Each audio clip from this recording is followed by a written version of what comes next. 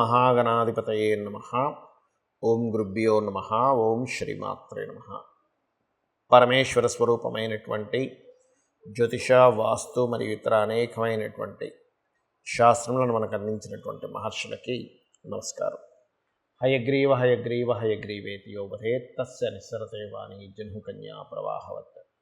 అరుణాం కరుణాతరంగితాక్షీం ధృతపాశాంకుశపుష్పబాణచాపాం అనిమాదిభిరావృతాం మయూకైః అహమిత్యేవ విభావయే భవానీం. శ్రీమాత్రే నమః. ప్రేక్షకులకి ఆ లలితాంబిక అమ్మవారి యొక్క అనుగ్రహం పరిపూర్ణంగా కలగాలని మనస్ఫూర్తిగా కోరుకుంటూ మనం ఈరోజు చెప్పుకోబోయేటువంటి టాపిక్ ఏమిటి అంటే అస్తంగత్వ దోషము అని ఉంటుంది. అది జన్మజాతకంలోనే ఉంటుంది. కాస్త గోచారంలో కనుక ఏదైనా గ్రహం అస్తంగత్వ దోషంలోకి వెళ్ళినప్పుడు ఆ సమయంలో ఏ ఏ లగ్నాల వారు, రాశి కాదంటే ఒకవేళ లగ్నం తెలియకపోతే అప్పుడు రాశి చూసుకోండి, కానీ ఏ లగ్నాల వారు ఏ అంశాలలో జాగ్రత్తగా ఉండాలి. అయితే ఇప్పుడు మనకి ఏ గ్రహం అస్తంగత్వంలో ఉంది, కంబస్ట్ అంటారు దాన్ని ఇంగ్లీష్లో, అంటే శని భగవానుడు అస్తంగత్వంలో ఉన్నాడు. కర్మకారకుడైనటువంటి శని భగవానుడు కనుక అస్తంగత్వ దోషంలో ఉన్నప్పుడు మరి ఏ ఏ లగ్నాల వారికి ఏ విషయాల్లో జాగ్రత్త వహించాలి, ఎటువంటి పరిహార మార్గాలు చేసుకోవాలి, అది ఏ తేదీ వరకు ఉంది అని చెప్పి చూసుకున్నట్లయితే 12వ తేదీ మార్చి వరకు ఉందండి. ఇప్పుడు ఆల్రెడీ ప్రారంభమైంది. ఇక్కడ నుంచి 12వ తేదీ మార్చి 2024 వరకు ఉంది. కాబట్టి ఒక్కొక్క లగ్నరీత్యా మనం చెప్పుకుందాం. మీన లగ్నము, మీనరాశి. మీనం వారు పర్టికులర్గా మార్చి 12వ తేదీ వరకు కూడా చేయవలసినటువంటి పరిహారాలు కానీ తీసుకోవాల్సిన జాగ్రత్తలు కానీ ఏమిటి అని చెప్పి చూసుకున్నట్లయితే ఇన్వెస్ట్మెంట్స్ చేసే విషయంలో చాలా జాగ్రత్తగా ఉండాలి. విదేశాలకు వెళ్ళేటువంటి విషయాల పట్ల కాస్త జాగ్రత్తగా ఉండాలి. వివాహ జీవితం సంబంధించిన విషయంలో చాలా చాలా జాగ్రత్తగా ఉండాలి. ఇది గుర్తుపెట్టుకోండి. అలాగే మరి రెగ్యులర్ ఇన్వెస్ట్మెంట్ చేస్తూ ఉంటారు కొంతమంది. అంటే అలాగ ఒక షాప్ నడుపుతున్నారు, రోజు ఇన్వెస్ట్మెంట్ చేయాల్సిన పరిస్థితి ఉంటుంది. వెళ్ళడం, తీసుకురావడం, డబ్బులు మార్కెట్కి వెళ్ళడం, సరుకు తీసుకు, వీళ్ళకి మరి అంటే వీళ్ళకి సంబంధం లేదు. నిత్యం చేసే జీవితంలో నిత్యం చేసే జాబ్ కావచ్చు. ఇప్పుడు జర్నీస్ జాగ్రత్త అని చెప్పాను. అలాంటి జాబ్కి వెళ్ళకుండా ఇంట్లో కూర్చోలేడు కదా, చూసుకొని వెళ్ళాలంతే. నిత్యం చేసేటువంటికి దీనికి మినహాయింపు ఉంటుంది. ఇది గుర్తుపెట్టుకోండి. అలాగే లాంగ్ టర్మ్ పర్సనల్గా చేసే ఉంటాయి కొన్ని. ఇప్పుడు భూమి కొంటున్నాము, స్థలం కొంటున్నాము, ఇటువంటి విషయాల పట్ల కాస్త జాగ్రత్త వహించండి, గుర్తుపెట్టుకోండి. అదేవిధంగా విదేశాలకు వెళ్ళాలి, విదేశీ ప్రయాణాలు, అంటే కొంచెం ఖర్చులు అనేటువంటివి ఎక్కడో పెట్టాము, డబ్బులు అక్కడ స్ట్రక్ అవుతూ ఉంటుంది. ఈ యొక్క విషయాల పట్ల కాస్త జాగ్రత్త వహించండి. ఇక అదేవిధంగా చూసుకున్నట్లయితే ఇక్కడ ఈ రాశి వారికి ప్రధానంగా, అంటే ఈ లగ్నం వారికి, రాశి కంటే కూడా ఈ లగ్నం వారికి ప్రధానంగా మిగతా అంశాలు కనుక చూసుకున్నట్లయితే మీ యొక్క సిబ్లింగ్స్ ఉంటారు, అన్నదమ్ములు కావచ్చు, అక్క చెల్లెలు కావచ్చు, వారి ఉద్యోగ సంబంధించిన విషయంలో, అంటే కొంతమందికి వాళ్ళ డేట్ ఆఫ్ బర్త్ తెలియవు. అలాంటప్పుడు మీ లగ్నం నుంచి వాళ్ళ ఉద్యోగ సంబంధించిన విషయంలో జాగ్రత్తగా చూసుకోమని చెప్పచ్చు. అలాగే మీ యొక్క తల్లిగారు లాంగ్ జర్నీ చేసేటప్పుడు, లేనట్లయితే మీ యొక్క సంతానం ఏదైనా రీసెర్చెస్ చేసేటువంటి అంశాల్లోని జాగ్రత్తగా ఉండమని చెప్పాలి. మీ యొక్క జీవిత భాగస్వామికి ఎవరికి కూడా అప్పులు ఇవ్వద్దు అని చెప్పండి. ఎందుకంటే అప్పులు ఇవ్వడం ద్వారా ఇబ్బంది వస్తూ ఉంటుంది. అదేవిధంగా మీ యొక్క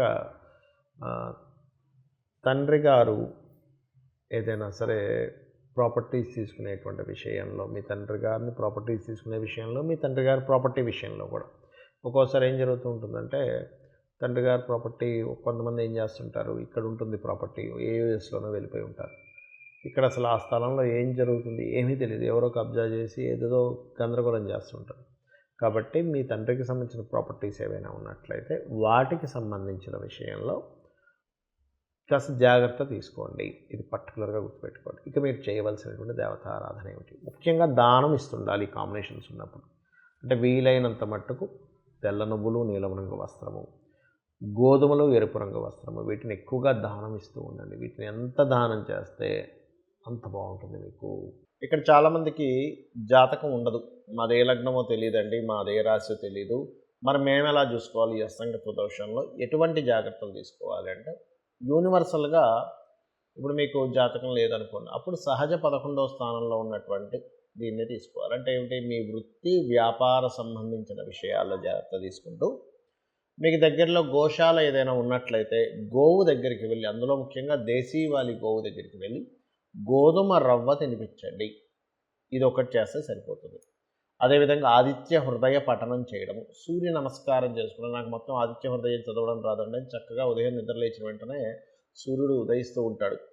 మనస్ఫూర్తిగా నమస్కరించుకుంటే కూడా ఈ శని భగవానుడు అస్తంగత్వ దోషం అనేటువంటిది పరిపూర్ణంగా పోతుంది. అదేవిధంగా శనివారాల పొరపాటును కూడా ఇంపార్టెంట్ డెసిషన్స్ కానీ ఇంపార్టెంట్ చేయడం కానీ ముహూర్తాలు పెట్టుకోవడం కానీ చేయకండి. ఏదైనా గ్రహం కనుక అస్తంగత్వంలో ఉన్నప్పుడు ఆ రోజులు అంటే శనివారాలు శని హోరలను ఉంటాయి. మీకు ప్లానటరీ టైమ్స్ అని ఒక యాప్ ఉంటుంది. ఆ యాప్ డౌన్లోడ్ చేసుకుంటే మీకు శని హోర ఎప్పుడు వస్తుంది ఏమిటి అనేటువంటిది తెలుస్తుంది. ఇది ఒక జాగ్రత్త తీసుకోండి. అయితే ఇక్కడ ఇది గోచారంలో జరిగేటువంటి కాంబినేషన్, దీని యొక్క ఫలితం ఇది.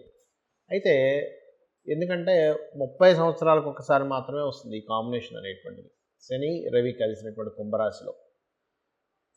అయితే మరి ఇది ఇలా ఉండగా పర్టికులర్గా మరి దీనికి మనం ఎంతవరకు జాగ్రత్తలు తీసుకోవాలి, ఇంకేదైనా ఉంటుందా అంటే ఒకటే గుర్తుపెట్టుకోండి, మీ జన్మజాతకంలో కనుక బలమైనటువంటి ధనయోగ దశలు నడుస్తున్నా, చక్కటి గృహయోగ దశలు నడుస్తున్నా, మంచి వ్యాపార యోగ దశలు నడుస్తున్నా, నీచభంగ రాజయోగం విపరీత రాజయోగానికి సంబంధించిన దశలు నడుస్తున్నా మీరేం కంగారు పడాల్సిన పని లేదు. ఎందుకంటే మన జన్మజాతకం చాలా ముఖ్యమైనటువంటి అంశం. మనం జన్మించినప్పుడు ఉన్నటువంటి సమయాన్ని, తేదీని, నెలని, సంవత్సరాన్ని, ప్రాంతాన్ని తీసుకొని మనం జన్మించినప్పుడు ఉన్నటువంటి గ్రహస్థితి ఎలా ఉంది అనేటువంటిది తీసుకుంటాం. అంటే గ్రహాలు కనుక జన్మించినప్పుడున్న సమయాన్ని బట్టి మనం పూర్వజన్మలో చేసుకున్నటువంటి కర్మ ఆధారంగా ఈ యొక్క గ్రహాలు అక్కడికి వచ్చి స్థితి పొందుతాయి. అంటే ఆ సమయంలో జన్మించేలాగా శ్రీకృష్ణ పరమాత్మ అంటే ఆ భగవంతుడు మనకు చేస్తాడు. ఆ రకంగా ఒక మంచి కాంబినేషన్లో పుట్టామనుకోండి, గోచారంలో ఎన్ని మార్పులు వచ్చినా లేకపోతే ఎన్ని ఇదవుతున్నా పెద్ద ఎఫెక్ట్ అనేటువంటిది ఏదో కించిత్ ఎఫెక్ట్ మాత్రమే ఉంటుంది. మన జన్మజాతకంలో ఎప్పుడు కూడా మన లగ్నాన్ని బట్టి మన స్థితిగతులు ఏమిటి, మన ధనాధిపతిని బట్టి మనం ఏ మార్గంలో వెళ్తే ధనం మనకు కలుగుతుంది, ఏ సమయంలో మనం ధనాన్ని ఇన్వెస్ట్మెంట్ చేయొచ్చు, ఇన్వెస్ట్మెంట్ చేయకూడదు, ఎవరికైనా ఇవ్వాలంటే ఇవ్వాల్సిన సమయం ఉందా లేదా, అంటే ఇప్పుడు కరెక్ట్ టైమా కాదా, అదేవిధంగా ఒక ప్రాపర్టీ కొనుక్కుంటున్నామంటే ఎప్పుడు కొనుక్కోవాలి, ఏ దిశల్లో కొనుక్కోవాలి, వివాహం విషయాలు కానీ చాలామంది చూడండి వివాహం ఆలస్యం అవుతుందని బాధపడుతూ ఉంటారు. కానీ ఆలస్యం అవుతుందని బాధపడటం కంటే కూడా అది ఆ సమయం రాదు. ఆ టైంలో సమయం రానప్పుడు వాళ్ళకి అర్థం కాక అయ్యో మేము ఇప్పుడు చాలా ఇబ్బంది పడిపోతున్నామండి, మాకు సమయం రాలేదని చెప్పి ఇదవుతూ ఉంటారు. కాదు, ఇక్కడ బాగా అర్థం చేసుకోవాల్సిన విషయం ఏంటంటే మీరు సమయం రాకుండా ఒక సూర్యోదయం చూడండి, ఉదయం 6:30కి వస్తుంది, నేను అర్ధరాత్రి 1 గంటకి 2కి 3కి మాటిమాటికి తలుపులు తెరిసే సూర్యోదయం రాలేదంటే బాధ ఎలా బాధపడతామో, వివాహ సమయం ప్రతి వ్యక్తికి 3 నుంచి 5 సార్లు ఉంటుంది. ఆ సమయంలో అవుతుంది. చేయకూడని సమయాలు ఉంటాయి, అది మీ పర్సనల్ చార్ట్లో ఉంటుంది. అలాగే వివాహమే కాకుండా విదేశాలకు వెళ్ళేటువంటి యోగం కావచ్చు, వ్యాపారాల్లో రాణించేటువంటి సమయం కావచ్చు, ఏ వ్యాపారం యోగిస్తుంది అనేటువంటి విషయాలు కావచ్చు, లైఫ్లో టర్నింగ్ పాయింట్స్ కావచ్చు, ఏ నెలల్లో ఎటువంటి జాగ్రత్తలు తీసుకోవాలనేటువంటి విషయాలు కావచ్చు, అన్నీ కూడా మీ యొక్క జన్మజాతకంలో ఉంటుంది, గుర్తుపెట్టుకోండి. ఇక ఇవన్నీ ఒక ఎత్తు అయితే ఇక్కడ మనకి జాతకం లేదు, ఏమీ లేదు, కానీ జాతకం భయంకరంగా ఉందని తెలిసింది పోని ఒకటే గుర్తుపెట్టుకోండి, అమ్మవారి యొక్క ఆరాధన కనుక మీరు చేయగలిగితే ఎటువంటి దోషములు ఉన్నా మీ జన్మజాతకంలో ఖచ్చితంగా అవన్నీ కూడా పక్కకు పోయి అమ్మవారు రక్షిస్తుంది, గుర్తుపెట్టుకోండి. ఇవన్నీ ఏం పెట్టుకోకండి మైండ్లో. అయితే మీకు ఇక్కడ సందేహం కలగొచ్చేవండి, మరి మనకి జన్మజాతకంలోనే మొత్తము ఉంటే మరి ఈ గోచార ఫలితాలని ఈ అస్తంగత్వ దోషాలు ఇవన్నీ చెప్పుకుంటున్నాము అంటే మనిషి యొక్క జీవితం 2 రకాలుగా డిజైన్ చేయబడుతుంది. ఒకటి మన నిర్ణయాలు, మనం తీసుకునే స్టెప్స్, మనం తీసుకునే నిర్ణయాలు, మన ఆలోచనలతో ఒకటి ఉంటే, మన ఆలోచనలతోని మన నిర్ణయాలతో సంబంధం లేకుండా బయట మార్కెట్ కానీ గోచారం కానీ నడుస్తూ ఉంటాయి. అంటే అలాగా చూడండి, ఒక వ్యక్తి మొన్న ఒక 3.5-4 ఏళ్ల క్రితం మనకు కరోనా వచ్చింది.